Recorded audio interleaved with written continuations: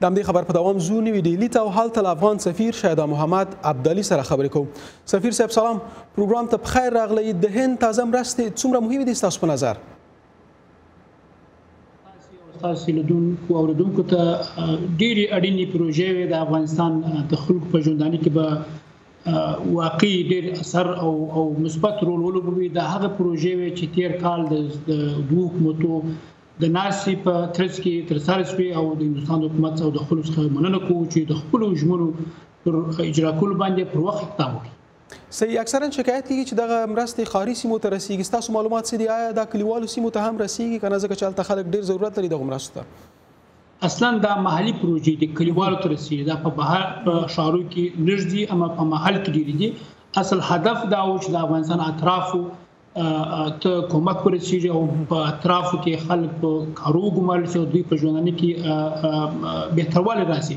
نو اصلا دغه ټولې پروژې اکثره پروژې په محل کې تطبیق کیږي او دا به د وزارتونو د لارې چې 12 وزارتونه او دغه درې مستقل ریاستونه دي، د دوی په همکاري او د دوی په دفترو او نمایندګانو باندې په محل کې لري دا کار به تطبیق کیږي. صحیح. پاکستان په افغانستان کې د هند له پراخ حضور څخه تل شکایت کړی دی او ځینې وایي چې اسلام آباد له کابل سره د نوي ډهلي پر مرستو حساسیت ښیي. ستاسو په نظر پاکستان ولې باید د هند له حضور څخه ویره ولري؟ نو موږ ته سوال دی دا چې اصلا افغانستان چې ضرورتونه بیا رغونه ده او د خلکو په ژوندانه کې شوالی دي او امنیت دي، نو کچيري هغه هیوادونه چې صادقانه افغانستان لپاره د ارزو لري نو په عمل کې با ثابت کی او هغه هیوادونه چې افغانستان سره په دې اړه کومک کوي باید حمایه وکړي. نو موږ د هندوستان د خلکو او حکومت څخه مننه کوو او امیدوار چې د هیواد سیمې هیوادونو په شمول د پاکستان به هم دغه کومکو حمایه وکړي، بلکې په خپل هم دغه کومکو تر شا په افغانستان کې ودرېږي ترڅو په افغانستان کې د خلکو په ژوندانه کې شوالی راسي او په سیمه کې بالاخره هغه اثرات چې د افغانستان د ښه امنیت له کبله راځي هغه هم په هیوادو کې په شمول د پاکستان معلومیږي. خو ځینې وایي چې کابل باید له هند سره او همدارنګه پاکستان سره په خپلو اړیکو کې یو ډول توازن رامنځته کړي. له یو هیواد څخه وینو چې مرستې راځي او پر بل هیواد تور دی چې افغانستان بې ثباته کوي. په دغسې یو حالت کې څنګه امکان لري چې په اړیکو کې توازن یقیني شي؟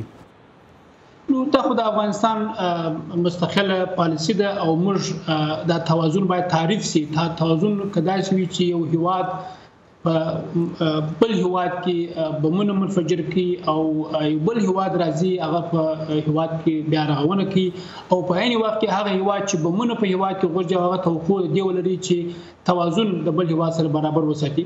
نو اصلا په عمل کې توازن په کار دی باید ثابت کی هیوادونو چې ټول هیوادونو په افغانستان کې مساوي رول وبوي او ټول هیوادونو د افغانستان په بیا رغونه کې رول لري.